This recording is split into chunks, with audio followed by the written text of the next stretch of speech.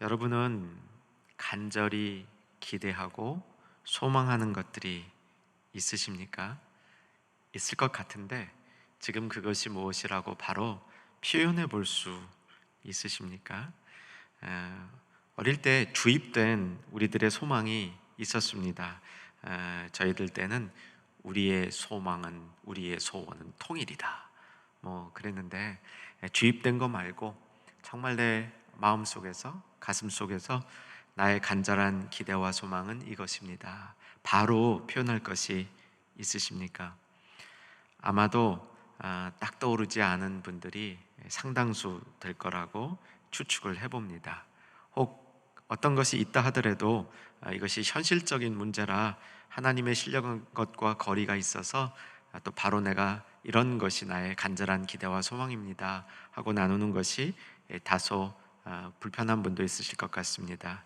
예를 들면 육체가 너무 아파서 간절한 소망, 기대가 있다든가, 아니면 자녀에 관련되어서 또 나의 삶의 자리가 어려워서 그런 간절한 기대와 소망이 있을 수는 있는데, 그것이 뭐 하나님 나라, 하나님 중심적인 생각과 별로 관계가 없는 것 같아서 나누기는 좀 불편한 분들도 계실 겁니다. 여러분, 소명이 뭐냐고 물어본다면 나의 소명은 이것입니다 또 말할 수 있겠습니까? 소명이란 그 정의가 내가 이루고 싶고 내가 이루어야 한다고 생각하는 것들인데, 연초니까 한번 나의 소명이 무엇인지를 정리해두고 정립해두는 것도 의미가 있다 하겠습니다. 특별히 소명이 떠오르지 않은 분들은 1월 말까지 한번 내 소명이 무엇일까 생각해보고 정리해두면 좋을 것 같습니다. 내 평생에 내 생애를 통해서 꼭 이루어야 할 일, 내 생애를 통해서 이것만큼은 꼭 해보고 싶은 일, 주님이 그 일을 위하여 그 일을 하라고 나를 이 땅에 보내셨다, 그렇게 정리할 수 있는 그 일이 소명입니다. 꼭 일생은 아니더라도 올해 한 해 동안 내가 이 소명을 이루겠다 하는 것도 소명이라고 할 수 있고요.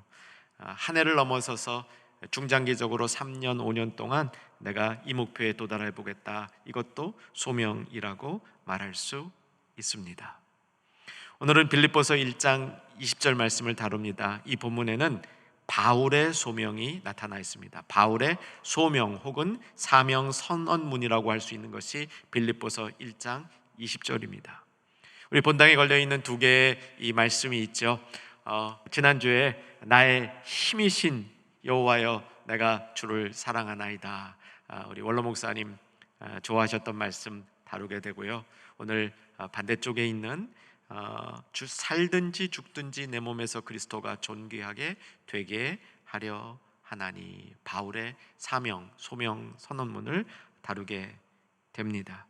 바울은 이 소명을 붙들고 살아왔습니다. 특별히 그가 험난한 시기들을 헤쳐나갈 때마다 아마 이 소명이 그를 붙들고 있었고 그의 인생의 원리였다 할 수 있겠습니다.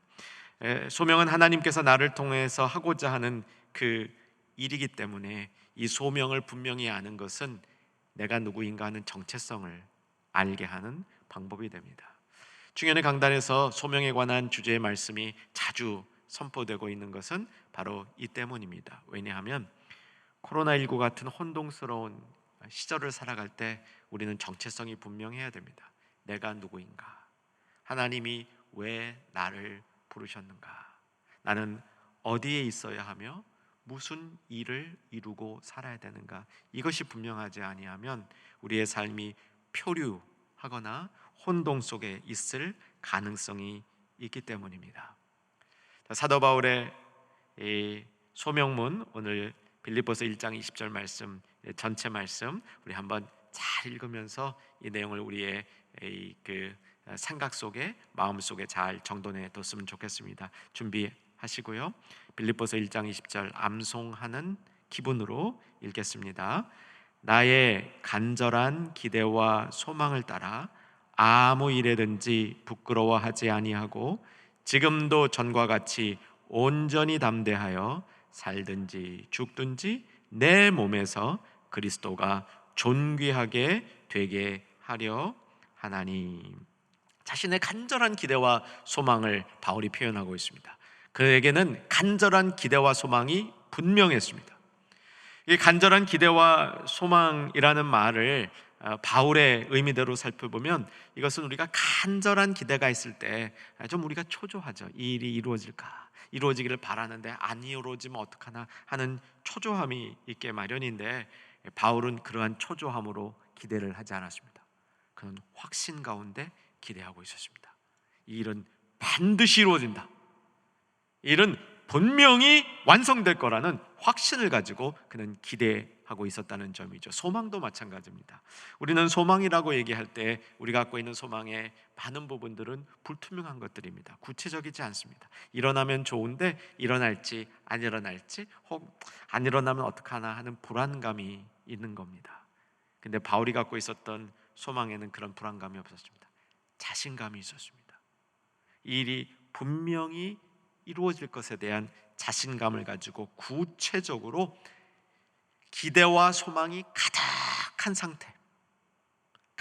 상태로 오늘 자신의 사명 선언문을 밝혀주고 있는 것이죠. 바울이 간절히 기대하고 소망하던 내용은 오늘 본문에 나와 있는데, 내 몸에서 그리스도가 존귀하게 되는 것입니다. 이것이 골자입니다. 내가 간절히 기대하고 소망하는 바는 내 안에서, 내 몸에서 그리스도가 존귀하게 되는 것이다. 그리스도가 존귀하게 되는 것이 그의 간절한 기대와 소망이었습니다. 그의 소명이었습니다. 어떻게 하면 내 인생을 통해서 그리스도가 존귀하게 될 것인가, 이것이 그의 관심이었고, 그가 인생을 이끌어 나가며 인생을 통해서 이루려고 하는 간절함이 그 안에 담겨 있었던 것이죠. 그리스도를 존귀하게 되게 하자. 그의 소명 앞에 우리는 우리의 마음을 한번 들어볼 필요가 있습니다. 제가 시작하면서 질문을 던져봤죠. 사랑하는 여러분, 간절한 기대와 소망이 있으십니까? 라고 질문했습니다. 아마 답 못하신 분들이 꽤 되실 것 같아요. 사실 저도 갑자기 물어보면요, 목사님 간절한 기대와 소망이 뭡니까? 하고 물어보면 답을 못했던 적이 있었습니다. 그러면서 빌립보서 1장 20절을 만나면서 바울처럼 나도 이거 내 소명으로 삼자. 바울이 소명으로 삼았는데 믿을만 하지 않습니까? 그래서 저도 이 말씀을 제 소명으로 삼았습니다. 여러분도 혹시 특별한 소명 마음속에 없으신 분들, 딱 있으신 분들 아니면 이 말씀을 한번 여러분의 소명으로 간직하는 것도 유익하리라 생각합니다.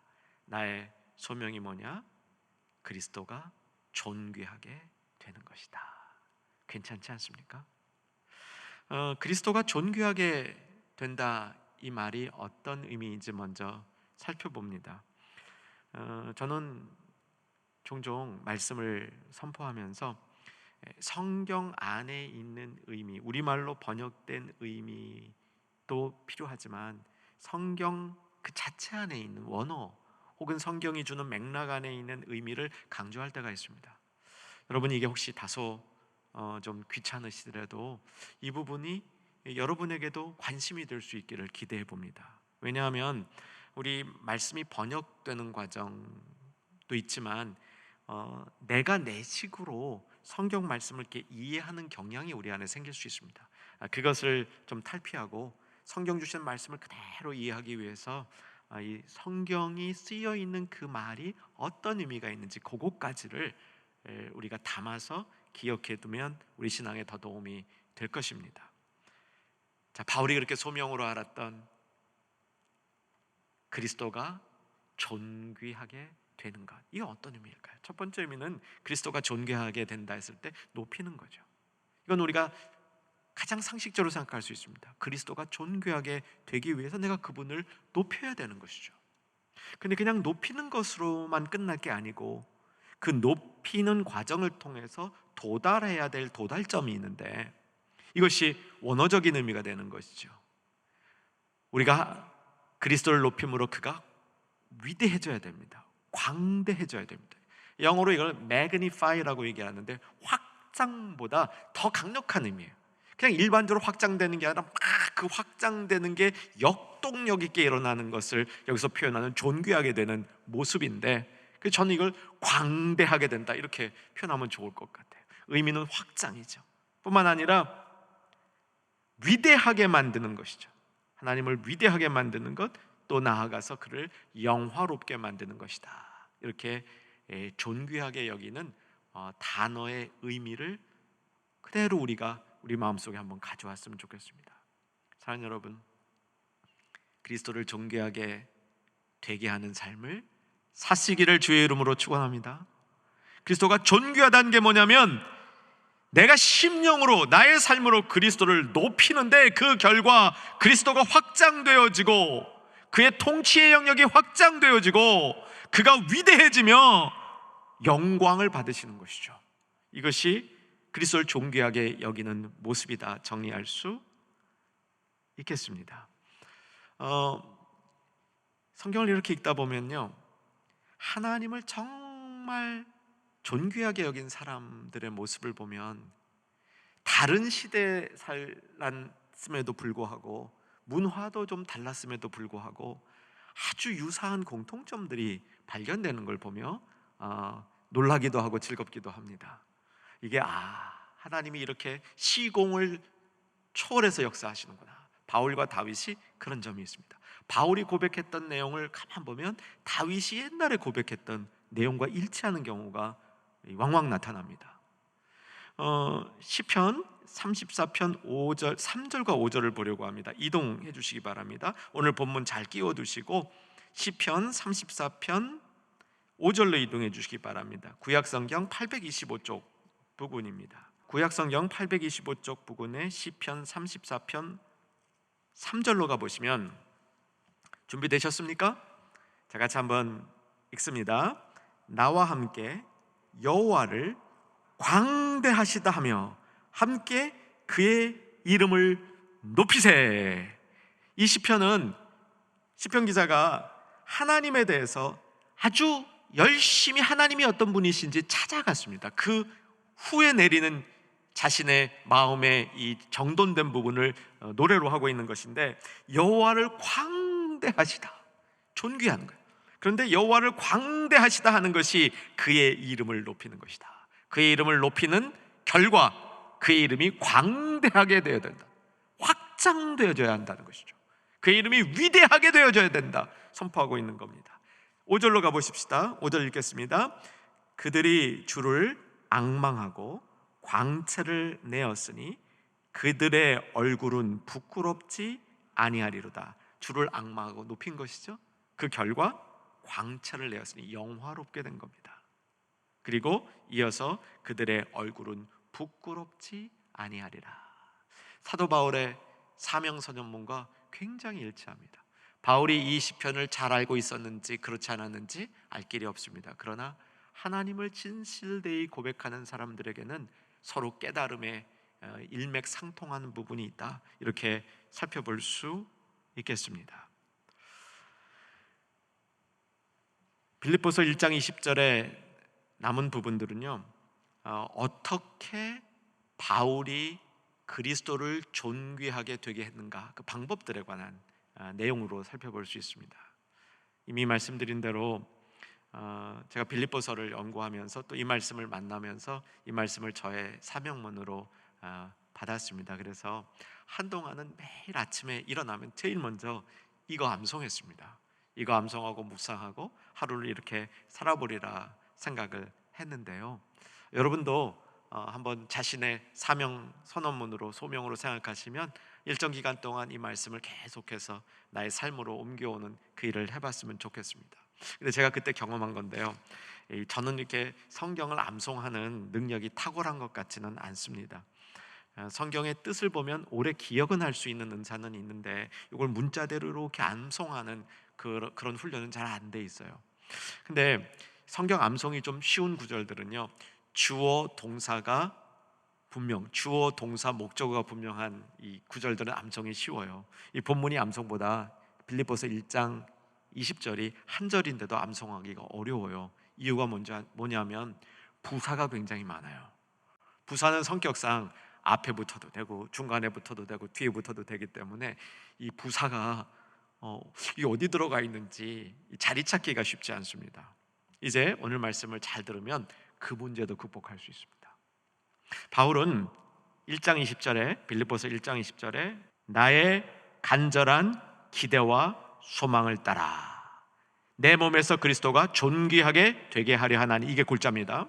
그런데 어떻게 그리스도를 존귀하게 할 것인가? 여러분, 이것은요, 이 말씀을 나의 사명으로 삼지 않는다 하더라도 우리의 신앙에 매우 도움이 되는 방법이죠. 어떻게 그리스도를 존귀하게 되게 할 것인가? 이 본문에서 바울은 세 가지로 얘기합니다. 첫째, 아무 일에든지 부끄러워하지 아니하고, 둘째, 다루고 싶은 것이 온전히 담대하여, 세 번째, 지금도 전과 같이 살든지 죽든지. 이건 묶어서 다루고 싶습니다. 첫 번째는 동사고요, 부끄럽지 아니하다. 두 번째는 명사입니다. 온전히 담대함으로. 세 번째는 부사입니다. 지금도 전과 같이. 이것이 바울이 그리스도를 존귀하게 되게 하는 방법이었던 것이죠. 이제 하나씩 이 내용을 살펴보려고 합니다. 첫째, 그리스도가 존귀하게 되려면 그리스도를 부끄러워하지 않아야 됩니다. 내 신앙을 부끄러워하지 않아야 됩니다. 부끄럽지 않는다는 것에 대한 오해가 생길 수 있습니다. 잘못을 저지르고도 이에 대해서 수치심을 느끼지 않는다, 이것은 아니죠. 반성하지 않은 모습, 이것도 부끄럽지 않은 것과 다릅니다. 본문에서 얘기하는 부끄럽지 않아야 된다는 것은 주님의 자녀로 살려고 힘쓰면서 상황에 의해서 낙심되고 위축되고 자신 없어 하지 않아야 한다는 것입니다. 여러분, 한 주간 돌아보면서 어땠습니까? 혹 낙심하지 않으셨습니까? 혹 위축되지 않으셨습니까?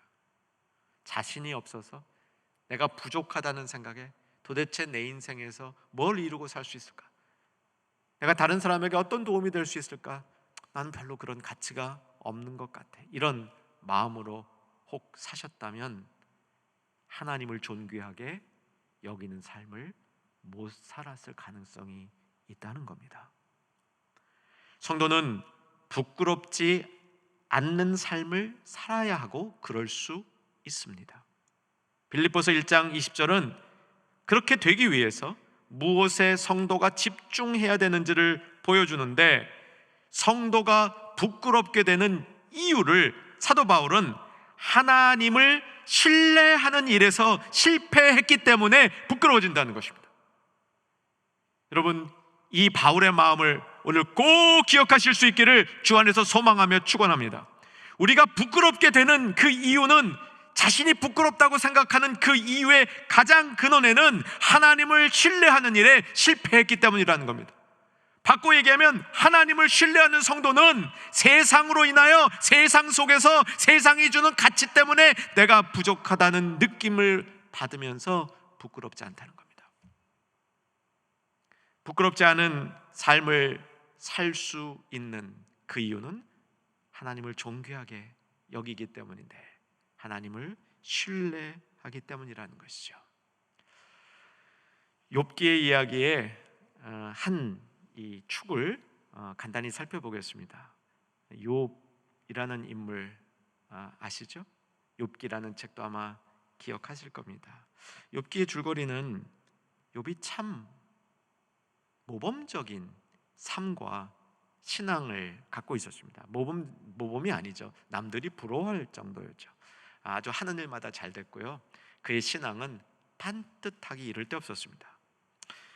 사단이 어느 날 하나님 앞에 나와서 욥을 좀 내가 흔들어 보겠습니다, 허락해달라, 이렇게 청하죠. 이유는 욥이 갖고 있는 저 믿음이라는 게, 하나님을 신뢰하는 게 잘 되니까 신뢰하는 것이지, 실패할 때에도 하나님을 신뢰할 수 있겠습니까? 안 그럴 것 같습니다. 제가 한번 흔들어 보겠습니다. 이때 하나님이 허락을 하죠. 이 모습을 좀 잘 기억해 두고 가야 됩니다. 하나님이 사단이 욥을 흔들어 볼 것을 허락하지만 울타리 보호는 쳐주시는 거예요. 울타리 보호는 딱 쳐주시고 그 안에서 해봐라. 결국 긴 욥기의 내용의 한 줄거리는 그겁니다.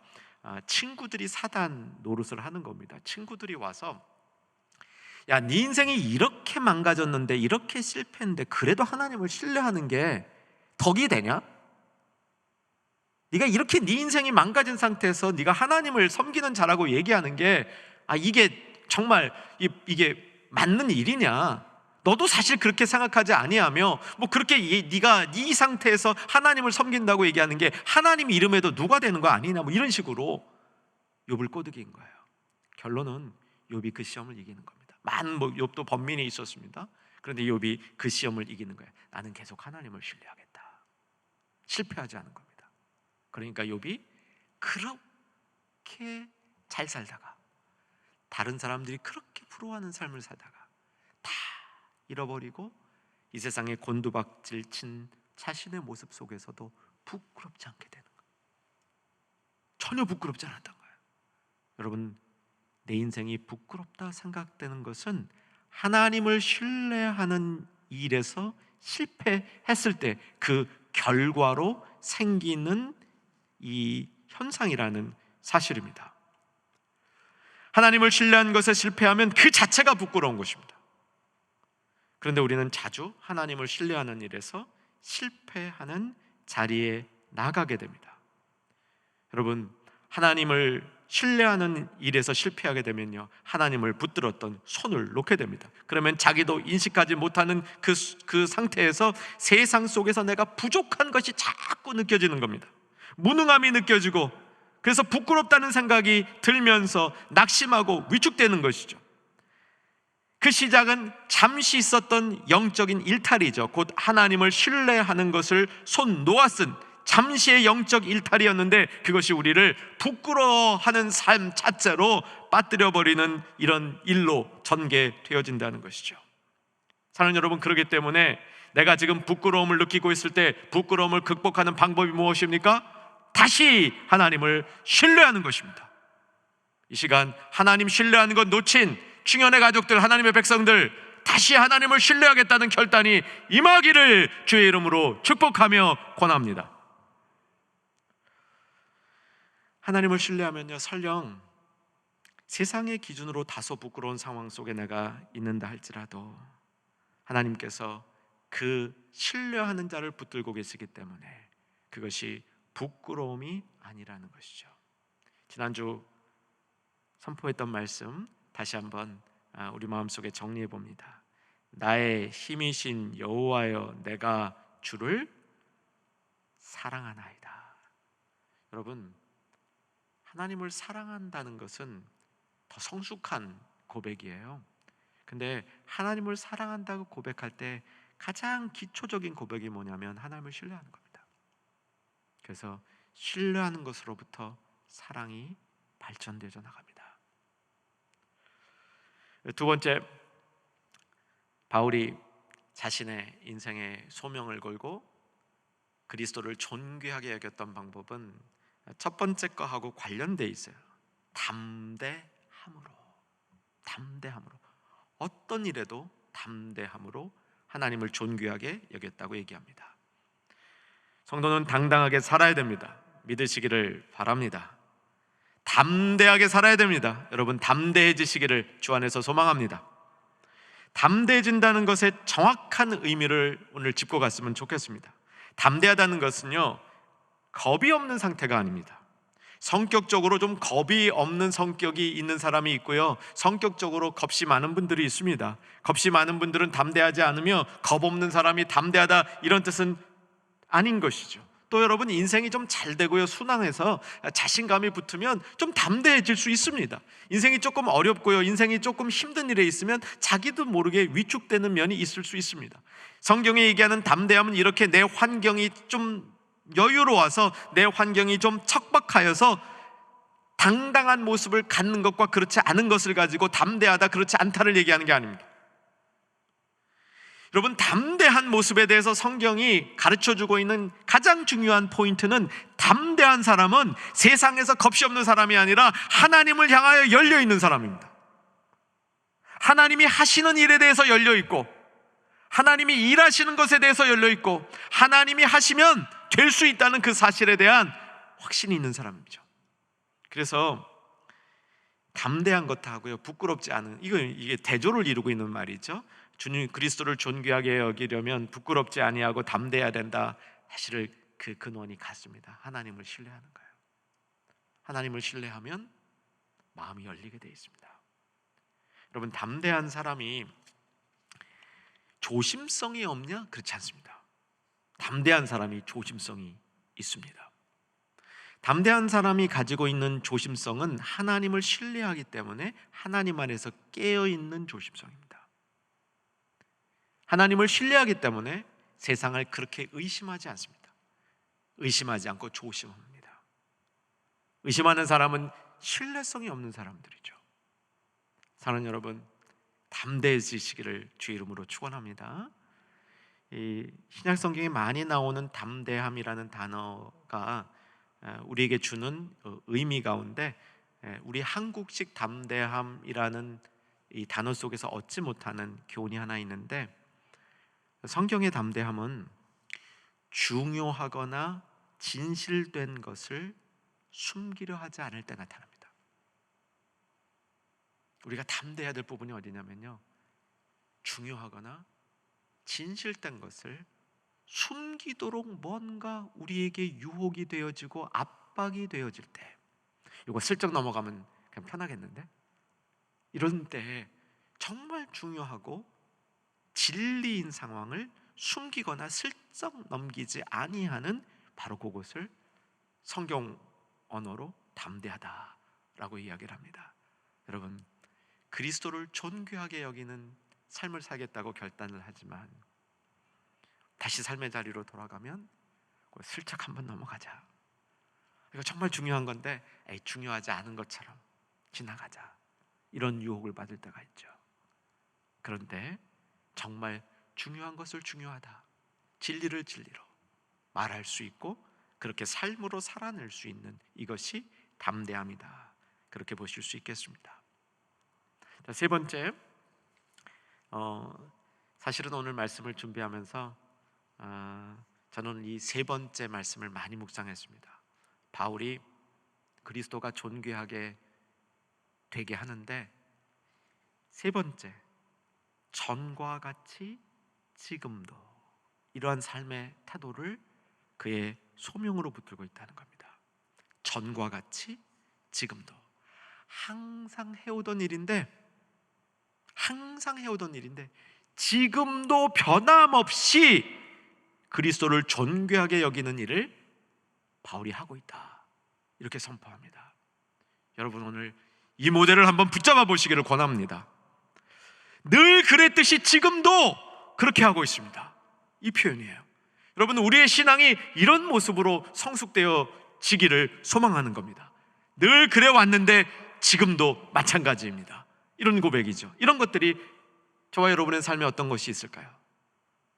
바로 안 떠오르시면요, 제가 좀 도와드릴게요. 여러분은 늘 그랬듯이 지금도 교회가 좋으십니까? 그러면 신앙이 성숙하고 있는 겁니다. 그리스도가 존귀하게 될 수 있는 여건이 있는 겁니다. 가정에서 아내 혹은 남편이 늘 그랬듯이 지금도 사랑스럽습니까? 그러면 여러분, 부부관계 좋은 겁니다. 가정, 그리스도를 존귀하게 여길 수 있는 기반이 되는 겁니다. 늘 그랬듯이 지금도 나는 내가 세상에서 하고 있는 그 맡은 일을 성실하게 감당하고 있습니다. 그러면 성도답게 살고 있는 지표가 된다고 할 수 있겠습니다. 바울은 늘 그랬듯이 지금도 그리스도가 존귀하게 되기를 원합니다 라고 고백하고 있는 것이죠. 어떤 사람이 목사님에게 와서, 목사님, 제가 참 엉터리로 살았습니다. 그런데 성령께서 자꾸 나를 깨우쳐 주셔서 이제부터는 진실되게 살아보겠습니다, 이런 말을 한다면 목사님들은 얼마나 기쁘겠어요. 그리고 또 그 말하는 게 정말 진실해. 그 순간에 정말 이 성령의 감동이 있는 것 같아. 그러면요, 그 사람을 보면서 아름답다는 생각이 들어요. 그리고 막 마음속에서 기대가 돼요. 저분이 진짜 변하겠구나. 막 기대가 돼요. 매우 아름다운 시간이에요. 그런데 어떤 분이, 목사님, 제가 늘 그렇게 살았는데요, 지금도 예수님을 열심히 섬기며 살겠습니다. 가정에서, 직장에서, 교회에서 제가 그렇게 살았는데요, 근데 진짜 그렇게 살았어. 근데 지금도 열심히 살겠습니다. 여러분, 이런 얘기 들으면 어떨 것 같아요? 저는 그런 말 하시는 분이 있으면 멋있어 보입니다. 그냥 아름다운 게 아니에요. 멋있어 보여. 그리고 기대가 되는 게 아닙니다. 신뢰가 생깁니다. 신뢰가. 바울의 인생이 자기의 사명 혹은 소명을 선포하면서 늘 그랬듯이 지금도 이러한 신앙의 모습이 있었던 것이죠. 사랑하는 충현의 가족들, 믿음의 하나님의 백성들, 오늘 우리의 삶의 소명을 생각하면서, 내가 간절히 기대하고 바라는 것들을 생각하면서 우리의 삶에도 이런 모습이 나타날 수 있기를 기대합니다. 지난 특별 새벽 기도회 말씀 중에 베데스다 목가에서 38년 된 병자를 예수님 고치실 때 전혀 새로운 길, 그 길을 예수님이 보여주실 때 그렇게 보여주셨는데도요, 참 이 삐딱한 사람들은 끝까지 삐딱해요. 유대인들은 그걸 안식일에 고쳤다고 또 예수님을 그냥 핍박하기 시작하는 거예요. 예수님이 그 유대인들에게 뭐라고 답하셨습니까? 하나님 아버지께서 일하시니 나도 일한다, 그렇게 말씀하셨죠. 이 하나님이 일하시는 그 모습이 우리 안에 나타날 때, 새겨질 때, 그때 우리는 이렇게 고백할 수 있는 겁니다. 늘 그랬듯이 지금도, 전과 같이 지금도 나는 주 앞에 충성하고 있습니다. 이것이 바울이 보여주는 모습이었습니다. 이것은 언약에 근거한 거죠. 하나님이 과거에도 역사하시고 지금도 역사하시고, 지금 역사하신 그 하나님은 미래에도 역사하실 것이다. 과거와 현재와 미래에 동일하신 하나님, 이 하나님을 바울이 붙들고 자기의 인생의 여정을 걸어가는 그 모습 속에서 나의 간절한 기대와 소망은 그리스도를 존귀하게 여기는 것, 그리스도가 존귀하게 되는 것이다, 이렇게 고백할 수 있었던 것이죠. 이제 하나만 더 살펴보고 오늘 말씀을 정리합니다. 오늘 말씀 다시 한번 보시면서 암송하듯이 꼼꼼하게 살펴봤으면 좋겠습니다. 다시 한번 오늘 본문 말씀 같이 읽겠습니다. 나의 간절한 기대와 소망을 따라 아무 일에든지 부끄러워하지 아니하고 지금도 전과 같이 온전히 담대하여 살든지 죽든지, 그 다음 내 몸에서 그리스도가 존귀하게 되게 하려 하나니. 그리스도가 존귀하게 되는 첫 번째 장소가 내 몸이라고 얘기합니다. 내 안이라고 표현하지 않았습니다. 내 육체라고 표현하지 않았습니다. 내 몸이라고 표현했습니다. 여기에 의미가 있습니다. 내 몸이라고 표현한 것은 우리의 육신과 영혼이 하나가 된 전체적인 나의 삶을 얘기하는 겁니다. 상징적인 게 아니라는 겁니다. 반대로 육체 덩어리를 얘기하고 있지 않습니다. 내 인생의 종합적인 부분, 바꿔 얘기하면 전인격적인 것 플러스 삶의 행위, 이 안에서 그리스도가 존귀하게 되는데, 1차적으로 내 안이라는 영역, 내 몸이라는 영역이 제일 중요하고 이로부터 세상으로 펼쳐져 나갈 것에 대한 이 바울의 깨달음이 있는 겁니다. 여러분, 그리스도가 존귀하게 되는 건 높여져서 확장되어지고 광대해지고 영화롭게 되는 첫 번째 장소가 내 몸이라는 겁니다. 다른 곳이 아니라는 겁니다. 내 안에서, 내 몸에서 이 일이 이루어져야 되는 것이죠. 여러분, 이거는 정말 힘이 있는 선언입니다. 누구도 못 막아요. 그리고 누구나 할 수 있는 겁니다. 이걸 누가 막아요? 내 몸에서 그리스도가 존귀하게 되는 걸 누가 막습니까? 세상에 어떤 힘이 그걸 막습니까? 누군들 이걸 못합니까? 하고자 하는 의지만 있으면 할 수 있는 것이죠. 내 몸에서를 그렇기 때문에 전인격적으로 이해해야 됩니다. 감성의 영역에서만 주님이 존귀하게 돼서는 안 되죠. 우리는 주님이 존귀하게 될 때 자칫 감성의 영역에서 내가 참 은혜 받고 뜨거워지고 이런 영역에 머문다면 바울의 생각보다는 많이 모자라는 겁니다. 지성의 영역이 더해져야 됩니다. 지성의 영역에서 하나님이 존귀하게 되는 것은 그분이 어떤 분인지 아는 거죠. 특별히 하나님의 광대하심을 아는 겁니다. 시편 기자의 고백처럼 나의 하나님은 광대하신 분이다. 이것을 지적으로도 알아야 되는 겁니다. 근데 여기서 끝나면 안 되죠. 저는 가장 중요한 게 의지적 결단이라고 생각합니다. 주님을 특별히 높이는 일에, 존귀하게 여기는 일에 있어서 가장 중요한 것은 의지적으로 결단을 해야 됩니다. 행위로 나타나도록 결단을 해야 됩니다. 이게 간절한 기대와 소망인 것이죠. 그것이 삶으로 나타날 수 있도록 내가 더 주님을 신뢰하겠습니다. 내가 부끄러운 일 느껴지면 더 주님을 신뢰하겠습니다. 내가 담대함으로 주님이 하시는 일의 영역을 넓히겠습니다. 열려 있겠습니다. 예전과 같이 지금도 내가 그 일을 계속합니다. 이런 일들이 일어나는 것을 우리는 의지적으로 이렇게 이루어 가야 되겠습니다. 이제 말씀을 정리합니다. 사랑하는 여러분, 우리의 소명, 인생의 관심, 바울처럼 한번 되보십시다. 그는 복음의 전진을 위해서 그 인생을 드렸습니다. 복음의 전진을 위하여 인생을 드리면서 그의 간절한 기대와 소망을 그리스도가 그 안에서, 그 몸에서 존귀하게 되는 것이라고 선포합니다. 여러분, 우리도 이 소명을 한번 붙들어 보십시다.